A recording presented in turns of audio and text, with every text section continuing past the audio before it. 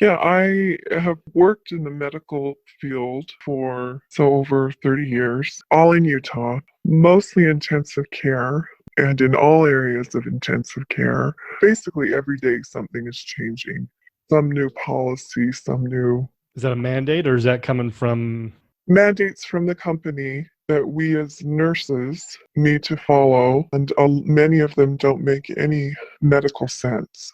They're not using evidence. Every time I'm there, I find out something new, and it just blows my mind that such rational, educated people are acting in such an irrational way, and harm is being done. Care of patients, quality care, nursing care, and medical care, healthy of patients who have nothing to do with this COVID is being compromised 100%. We all know it. All of them, all of the nurses, all the doctors know it. But our hands are tied. You speak reason and you try and reason, and basically what it is do what you're told.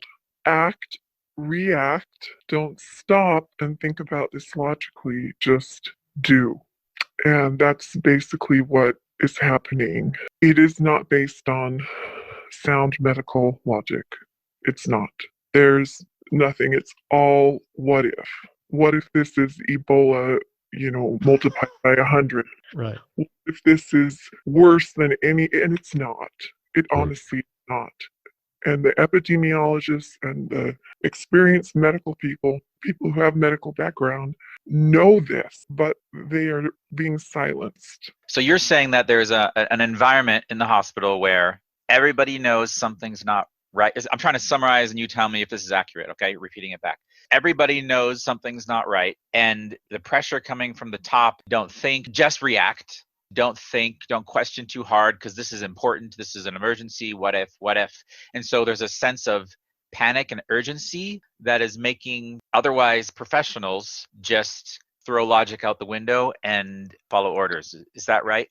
Absolutely. I think that's a great summary of what is happening. One thing that you need to understand about patients who expire in a hospital is that usually the doctor, there are many, many reasons that contributes to their death.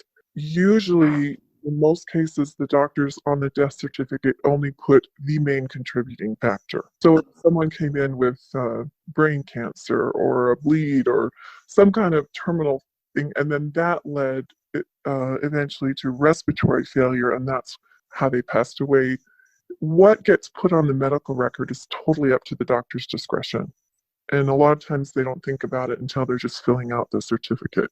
And what people are not getting, the information, which I know from this experience of having patients expire in the hospital a lot, is there is pressure right now in the medical community to, even if that patient has a positive, or if they don't, there are people who are rule out COVIDs right now, which is what the majority of the patients in Utah hospitals are right now. But rule out COVID, you basically treat the patient as if they have it until you find out that they don't. And that is where the insanity is taking place, where a doctor who is overworked and trying to deal with multiple things at the time, you bring the death certificate of a person and say, hey, what do you want to put down as cause of death? Usually that's just, and they have guidelines that they need to follow, and that as well. But sometimes I don't think they're doing anything, sinister with it. But I do know that there is a push, and I don't know if it's coming from administration or where it's coming from the World Health Organization, the CDC. I don't know, that if a patient dies, if they are COVID positive, you put COVID as the cause of death.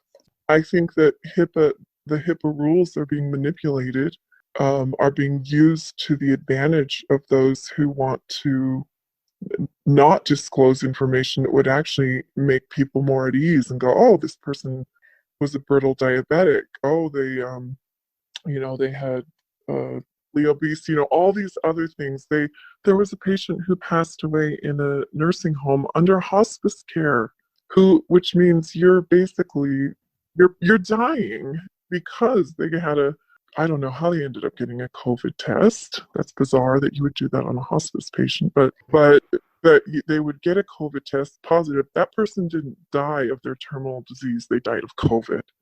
This is what is happening. This is what is happening. That's the issue, is our hands are tied. We can't disclose this information to the media.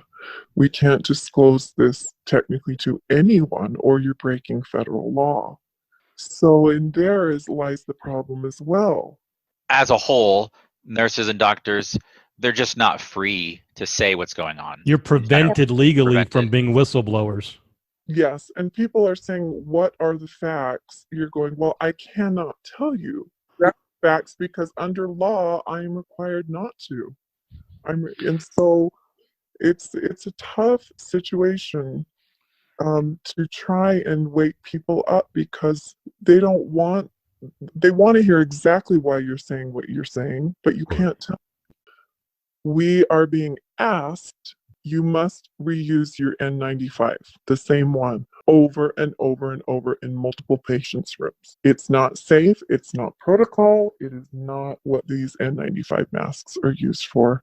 We are being asked to rewash equipment that should be single use currently, as of yesterday. So we as nurses are being asked to do things that are not safe.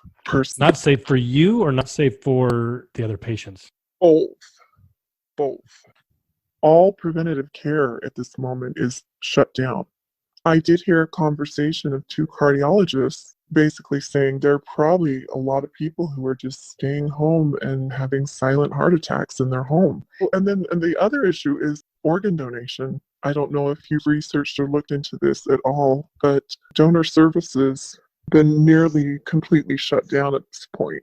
So this is getting into what you're saying of how this is actually costing more lives because A, preventative care, and B, we're not doing, life-saving organ transplants.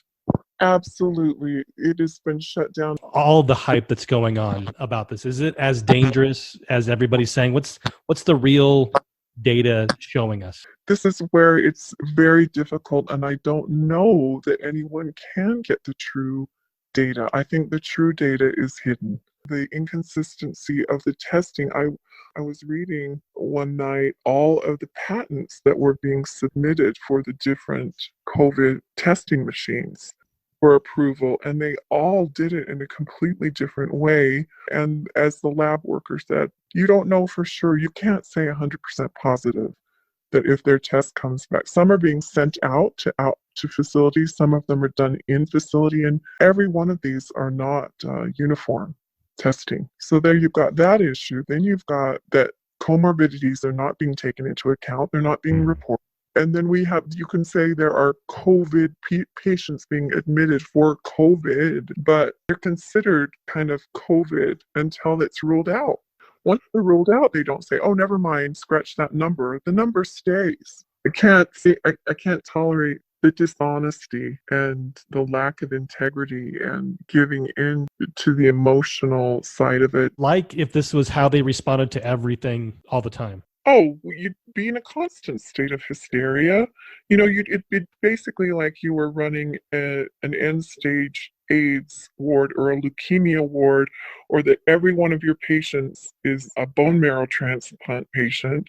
It's insanity. Mm-hmm. They're treating every single staff member and patient as if they have no intact immune system. Us wearing PPE and isolating everyone is the number one thing that's going to stop people from getting this. Here's the thing.